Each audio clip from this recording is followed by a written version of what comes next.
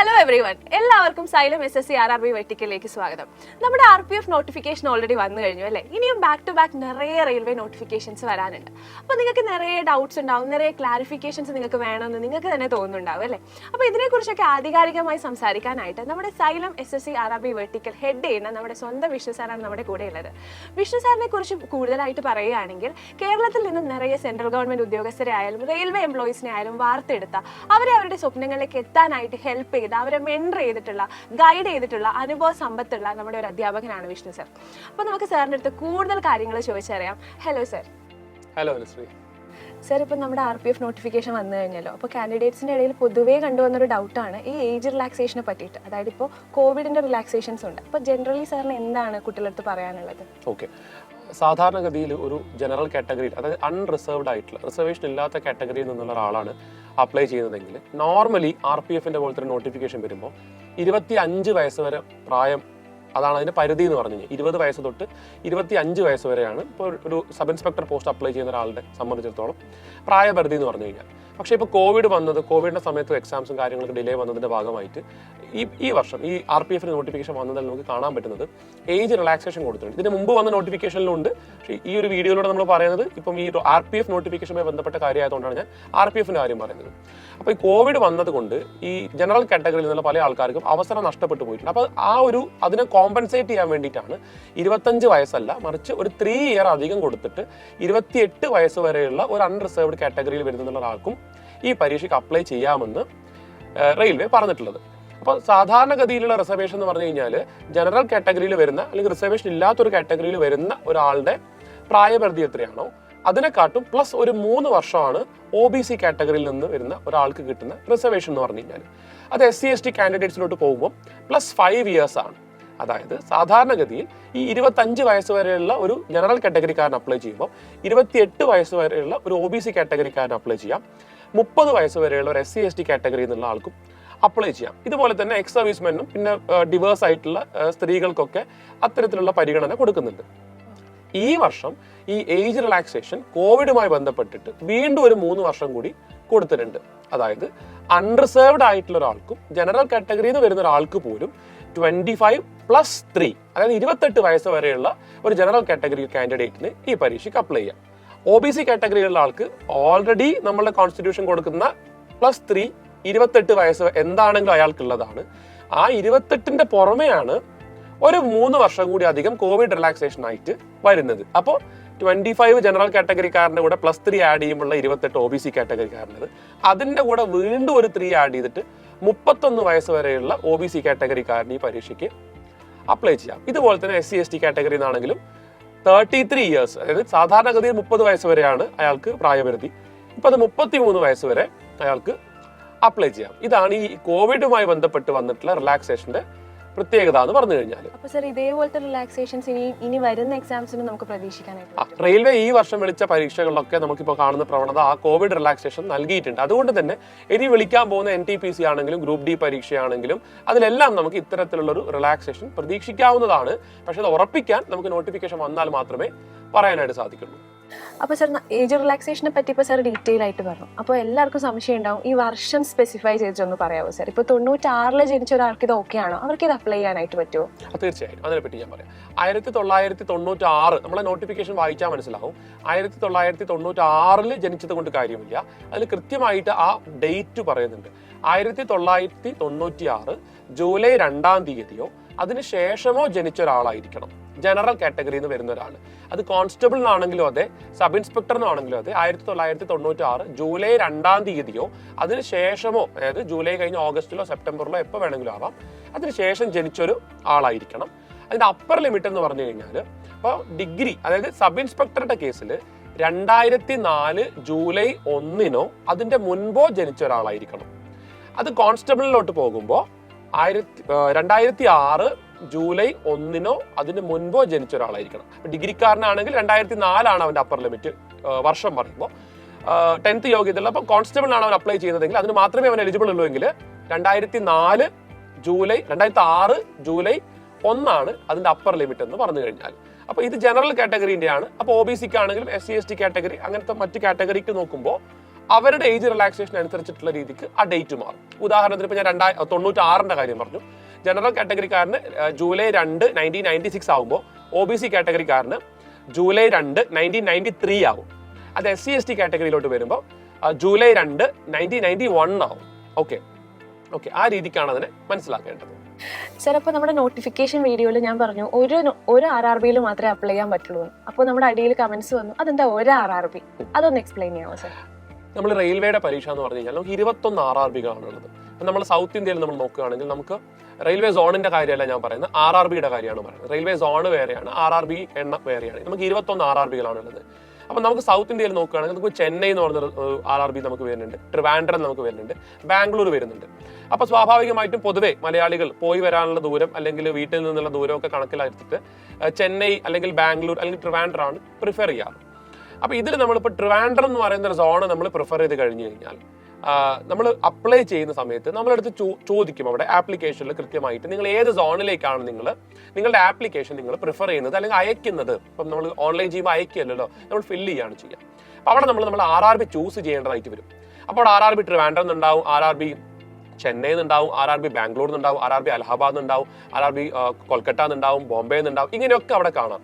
അപ്പോൾ RRB ട്രിവാൻഡ്രം എന്ന് choose ചെയ്യുന്ന ഒരാളെ സംബന്ധിച്ചിടത്തോളം അവൻ ആ പെർട്ടിക്കുലർ RRBയിൽ വന്നിട്ടുള്ള ഒഴിവുകളിലേക്കാണ് അവൻ്റെ ആപ്ലിക്കേഷൻ ഫില്ല് ചെയ്യുന്നത്. അപ്പോൾ സ്വാഭാവികമായിട്ടും അവൻ മത്സരിക്കാൻ പോകുന്നതും ട്രിവാൻഡ്രം RRBയിൽ പരീക്ഷയ്ക്ക് അപ്ലൈ ചെയ്തിട്ടുള്ള ഉദ്യോഗാർത്ഥികളോടാണ് അവൻ മത്സരിക്കാൻ പോകുന്നത്. പരീക്ഷ ഒന്നേ ഉണ്ടാവുള്ളൂ, ഓൾ ഇന്ത്യ ലെവലിൽ നമ്മൾ റെയിൽവേയുടെ പരീക്ഷ ഒന്നേ ഉണ്ടാവുള്ളൂ. പക്ഷേ ഈ പെർട്ടിക്കുലർ RRBകൾക്ക് അനുസരിച്ചിട്ട് അതിന്റെ കട്ട് ഓഫും കാര്യങ്ങളൊക്കെ മാറും. അതാണ് അതിന്റെ സിമ്പിൾ ആയിട്ടുള്ള ആൻസർ എന്ന് പറഞ്ഞു കഴിഞ്ഞാൽ. ഓക്കെ, ചിലപ്പോൾ മലയാളി ആയിട്ടുള്ള ഒരു കുട്ടി, ആ കുട്ടി ഏത് സോൺ പ്രിഫർ ചെയ്യുന്നതായിരിക്കും ഒന്നും കൂടി നന്നായിട്ടുണ്ടാവുക? ഓക്കെ, ഈ സോൺ പ്രിഫറൻസ് എന്ന് പറയുന്നത് നമ്മൾ ഒരുപാട് ഫാക്ടേഴ്സ് കൺസിഡർ ചെയ്തുകൊണ്ട് തീരുമാനിക്കേണ്ട ഒരു കാര്യമാണ്. ചാടിക്കയറി നമ്മളൊരു സോൺ തിരഞ്ഞെടുത്ത് കഴിഞ്ഞാൽ അത് ചിലപ്പോൾ പിന്നീട് മണ്ടത്തരമായിട്ട് നമുക്ക് തന്നെ തോന്നിയേക്കാം. അതിന്റെ ഒരു പ്രധാന ഘടകം എന്ന് പറഞ്ഞാൽ ആൾക്കാർ പൊതുവേ കൺസിഡർ ചെയ്യുന്ന ഒന്ന് നമ്പർ ഓഫ് വേക്കൻസീസ് ആണ്. ഇപ്പൊ തിരുവനന്തപുരത്തുള്ള ഒഴിവുകളായിരിക്കില്ല ചെന്നൈ സോണിൽ ഉണ്ടാകുന്ന ഒഴിവുകൾ, ചെന്നൈ സോണിലുള്ള ഒഴിവുകളായിരിക്കില്ല നമ്മൾ ബാംഗ്ലൂർ സോണിലുള്ള ഒഴിവുകൾ.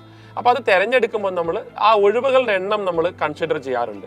പക്ഷേ തിരുവനന്തപുരത്ത് ഒഴിവ് കുറവാണ്, അതുകൊണ്ട് ഞാൻ ചെന്നൈയിലെ ഒഴിവ് കൂടുതലുള്ളത് കൊണ്ട് അവിടെയാണ് അപ്ലൈ ചെയ്യുന്നത് എന്ന് തീരുമാനിച്ചു കഴിഞ്ഞാൽ അപ്പോഴും നമ്മൾ മനസ്സിലാക്കേണ്ട ഒരു കാര്യം, തിരുവനന്തപുരം ചൂസ് ചെയ്യുക എന്ന് പറഞ്ഞു കഴിഞ്ഞാൽ പൊതുവേ മലയാളികൾ മാത്രമായിട്ടുള്ള ആൾക്കാരെ ട്രിവാൻഡ്രം ചൂസ് ചെയ്യുള്ളൂ. അപ്പോൾ ബാംഗ്ലൂർ ചെന്നൈ പോലത്തെ സോണുകളൊക്കെ നമ്മൾ നോക്കുമ്പോൾ പൊതുവെ അവിടെ കമ്പാരിറ്റീവ്ലി വേക്കൻസി കൂടുതലായിട്ട് വരാറുണ്ട്. അപ്പോൾ അവിടെ അപ്ലൈ ചെയ്യുന്ന ആൾക്കാർ കർണാടകത്തിൽ നിന്ന് മാത്രമുള്ള ആൾക്കാരോ അല്ലെങ്കിൽ ചെന്നൈയിൽ നിന്നുള്ള മാത്രമുള്ള ആൾക്കാരോ അല്ല, ഉത്തരേന്ത്യയിൽ നിന്നുള്ള ഒരുപാട് ആൾക്കാർ, നോർത്ത് ഇന്ത്യൻസ് ആയിട്ടുള്ള ആൾക്കാരും അത് പ്രിഫർ ചെയ്യുന്ന സോണുകളാണ്. അപ്പോൾ വേക്കൻസി കൂടുതൽ ചെന്നൈയിലാണ്, അതുകൊണ്ട് ഞാൻ ചെന്നൈയിലാണ് അപ്ലൈ ചെയ്യുന്നത് എന്നൊരു തീരുമാനം നമ്മൾ എടുത്തു കഴിഞ്ഞാൽ അവിടെ നമ്മൾ തമിഴിനായിട്ടുള്ള ആൾക്കാരോടോ കന്നഡിഗാസിനോടോ മാത്രം കോമ്പീറ്റ് ചെയ്താൽ മതിയാവില്ല, നോർത്ത് ഇന്ത്യൻസിനോട് പോലും നമ്മൾ ആ പർട്ടിക്കുലർ സോണിൽ നമ്മൾ കോമ്പീറ്റ് ചെയ്യേണ്ടി വരും. പക്ഷേ വേറൊരു ഫാക്ടർ എന്ന് പറഞ്ഞു കഴിഞ്ഞാൽ വേക്കൻസി കൂടുതലാണ്, അപ്പോൾ സെലക്ഷൻ കിട്ടാനുള്ള സാധ്യതയും നല്ലോണം പഠിച്ചൊരു ഉദ്യോഗാർത്ഥിക്ക് കൂടുതൽ തന്നെയാണ്. തിരുവനന്തപുരത്തിലോട്ട് വരുമ്പോൾ വേക്കൻസി കുറവാണെങ്കിൽ അവിടെ മത്സരം ഈ പറഞ്ഞ പോലെ വേക്കൻസി കുറവായതുകൊണ്ട് കട്ട് ഓഫും കാര്യങ്ങളൊക്കെ കൂടി നിൽക്കും. പക്ഷെ ഒരു 90% ആൾക്കാരും മലയാളികൾ മാത്രമായിരിക്കും ആ ഒരു പർട്ടിക്കുലർ സോണിൽ അപ്ലൈ ചെയ്തിട്ടുണ്ടാവുക. അത് തീർച്ചയായിട്ടും നമ്മൾ ഇതുമായി ബന്ധപ്പെട്ടിട്ട് നമ്മൾ കഴിഞ്ഞ വർഷത്തെ ഒഴിവുകളും അതിന്റെ നിയമനങ്ങളും ഈ വർഷത്തെ ഒഴിവുകളും കട്ട് ഓഫും കാര്യങ്ങളും ഒക്കെ കമ്പയർ ചെയ്തുകൊണ്ട് ഒരു ഡീറ്റെയിൽ ആയിട്ടൊരു വീഡിയോ നമുക്ക് അതിന് വേണ്ടിയിട്ട് ചെയ്യാം. അപ്പോൾ ഒരു കുറച്ചും കൂടി ഒരു ക്ലാരിറ്റി കിട്ടും, ഒരു ലെങ്തി ആയിട്ടുള്ള വീഡിയോ നമുക്ക് ചെയ്യാം. ഓക്കെ, അപ്പൊ സർ ഇപ്പൊ നമ്മുടെ ഗ്രാജുവേറ്റ് ആയിട്ടുള്ള ഒരു കുട്ടി, ആ കുട്ടി കോൺസ്റ്റബിളിന് പഠിക്കുന്നതായിരിക്കും നന്നാവുക അതോ SIക്ക് പഠിക്കുന്നതായിരിക്കും നന്നാവുക? സാർ ഏതായിരിക്കും കുട്ടികൾക്ക് സജസ്റ്റ് ചെയ്യുന്നുണ്ടാവുക? Answer is very simple. Graduate ആയിട്ടുള്ള ഒരാൾ, ഇപ്പം നമ്മളെ കേരള PSCയുടെ ഒരു കാര്യം ചിന്തിക്കുകയാണ്. ഗ്രാജുവേറ്റ് ആയിട്ടുള്ള ഒരാൾ അവൻ SI ആവണമെന്നാണോ അവൻ ആഗ്രഹിക്കുക, അവൻ കോൺസ്റ്റബിൾ ആവണമെന്നാണോ ആഗ്രഹിക്കുക എന്ന് ചോദിക്കുമ്പോൾ സ്വാഭാവികമായിട്ടും SI ആകാൻ പറ്റുമെങ്കിൽ അവൻ SI ആവാൻ തന്നെയാണല്ലോ അവൻ ആഗ്രഹിക്കുക. അപ്പൊ ഇവിടുത്തെ കേസിലാണെങ്കിലും അതെ, SI ആവാൻ തന്നെയാണ് അവൻ ആഗ്രഹിക്കേണ്ടത് സാധാരണഗതി. പക്ഷെ വേക്കൻസി നമ്മൾ കമ്പയർ ചെയ്യുമ്പോൾ ഈ വർഷത്തെ നോട്ടിഫിക്കേഷൻ വെച്ച് നോക്കുകയാണെങ്കിൽ കോൺസ്റ്റബിളിന്റെ വേക്കൻസി ആണ് കൂടുതൽ, സബ് ഇൻസ്പെക്ടറുടെ വേക്കൻസി കുറവാണ്. പക്ഷെ ഇതിൽ മറ്റൊരു വശം എന്ന് പറഞ്ഞു കഴിഞ്ഞാൽ അപ്ലൈ ചെയ്യുമ്പോൾ രണ്ടും അപ്ലൈ ചെയ്യുക. കാരണം നമ്മളുടെ സിലബസ് പ്രകാരം രണ്ടിന്റെ സിലബസ് സെയിം ആണ്. ഡിഫിക്കൽട്ടി ലെവൽ എന്ന് പറയുമ്പോൾ കോൺസ്റ്റബിളിന്റെ ഡിഫിക്കൽട്ടി ലെവൽ ഒരുപാട് കുറവും SIയുടെ ഡിഫിക്കൽട്ടി ലെവൽ ഒരുപാട് കൂടുതലും അങ്ങനെയൊന്നും അല്ല. ഡിഫിക്കൽട്ടി ലെവൽ ഓൾമോസ്റ്റ് സെയിം ആയിരിക്കും. ഒരേ ഒരു വ്യത്യാസം എന്ന് പറഞ്ഞാൽ ഫിസിക്കലിൽ വരുന്ന വ്യത്യാസമാണ്. അപ്പോൾ സബ് ഇൻസ്പെക്ടറുടെ ആ ഫിസിക്കൽ ആ എഫിഷ്യൻസി ടെസ്റ്റ് ടാക്കിൾ ചെയ്യാൻ അവൻ ഫിസിക്കലി ഫിറ്റ് ആണോ? ഒബ്വിയസ്ലി ആയിരിക്കും, കാരണം ഇത് തമ്മിൽ ഒരുപാട് വലിയ വ്യത്യാസമൊന്നുമില്ല. അങ്ങനെയാണെങ്കിൽ തീർച്ചയായിട്ടും അവൻ ടാർഗറ്റ് ചെയ്യേണ്ടത് സബ് ഇൻസ്പെക്ടർ തന്നെയാണ്.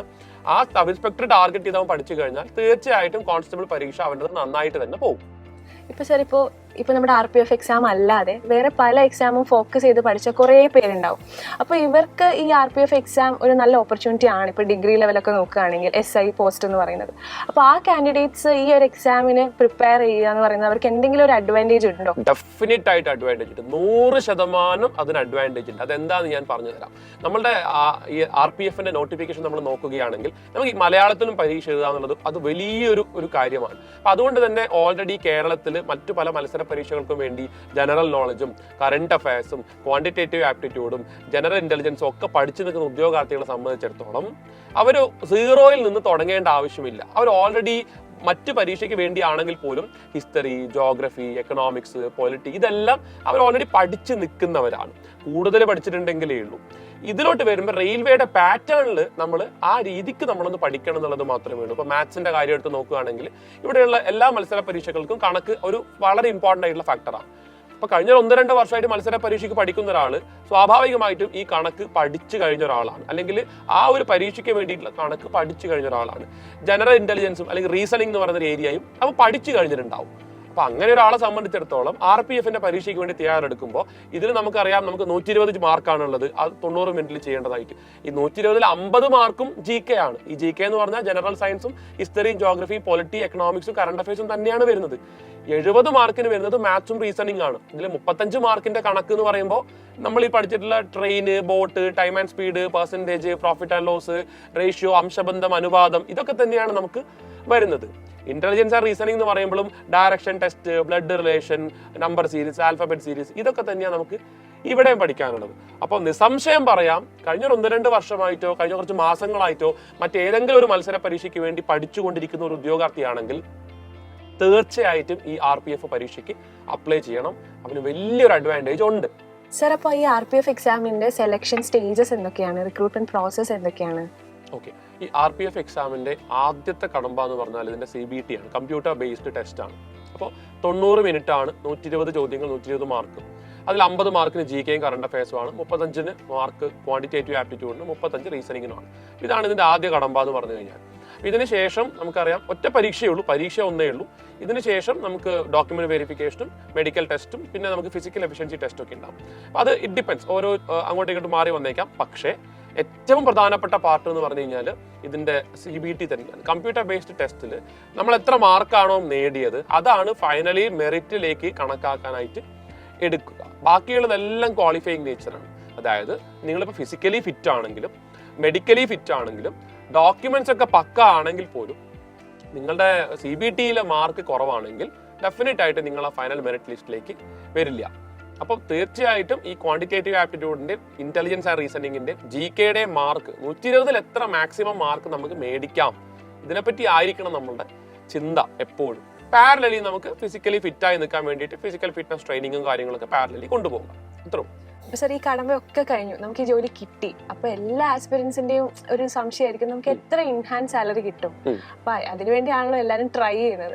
അപ്പൊ എത്ര ഒരു ഇൻഹാൻസ് സാലറി നമുക്ക് എക്സ്പെക്ട് ചെയ്യാം 2 പോസ്റ്റിനായാലും? ഓക്കെ, ഇപ്പൊ നമ്മൾ ആ നോട്ടിഫിക്കേഷൻ വായിക്കുകയാണെങ്കിൽ അതിൽ ബേസിക് പേ എന്ന് പറഞ്ഞ ഒരു കാര്യം നമുക്ക് കാണാനായിട്ട് സാധിക്കും. അപ്പൊ അതിൽ സബ് ഇൻസ്പെക്ടർക്ക് പറയുന്നത് 35,400 എന്നാണ്. 35,400 രൂപയാണ് ബേസിക് പേ പറയുന്നത്. ബേസിക് പേയുടെ മീനിങ് എന്ന് പറഞ്ഞാൽ ഇതാണ് ബേസിക് പേ, കയ്യിൽ കിട്ടുന്ന സാലറി ഇതല്ല. നമുക്ക് സെൻട്രൽ ഗവൺമെന്റിന്റെ ഒക്കെ ഡിയർനെസ് അലവൻസ് എന്ന് പറഞ്ഞാൽ കൂടുതലാണ്. ഒരു 42 തൊട്ട് 46% വരെ ഡിയർനെസ് അലവൻസ് വരും. അപ്പൊ ഈ 35,400ന്റെ അതിന്റെ കൂടെ അതിന്റെ ഡിയർനെസ് അലവൻസും HRA എന്ന് പറയുമ്പോൾ ഓരോ സ്ഥലം അനുസരിച്ച് മാറിക്കൊണ്ടിരിക്കും. അപ്പൊ ഈ ഡിയർനെസ് അലവൻസും HRAയും ഈ ബേസിക് പേയും എല്ലാം കൂടി ആഡ് ചെയ്ത് വരുമ്പോൾ ഒരു സബ് ഇൻസ്പെക്ടർ ആയിട്ട് RPFൽ ജോയിൻ ചെയ്യുന്ന ഒരാൾക്ക് ഇൻഹാൻഡ് സാലറി ആയിട്ട് ഒരു 50,000 60,000 ഇടയിൽ അവർക്ക് സാലറി കിട്ടും. അതിപ്പോൾ കോൺസ്റ്റബിളിന്റെ കേസിൽ നമുക്ക് നോക്കുകയാണെങ്കിൽ ബേസിക് പേ 21,700 ആണ്. അതിന്റെ ഡിയർനെസ് അലവൻസ്, അതിന്റെ ഇത്ര പെർസെന്റേജ് ഡിയർനെസ് അലവൻസ് പ്ലസ് അതിന്റെ HRAയും കാര്യങ്ങളൊക്കെ ആഡ് ചെയ്ത് വരുമ്പോൾ ഒരു 30,000 40,000 ഇടയിലായിരിക്കും അവരുടെ സാലറി വരുന്നുണ്ടാവും, ഇൻഹാൻഡ് സാലറി അവർക്ക് കിട്ടുന്നുണ്ടാവുക.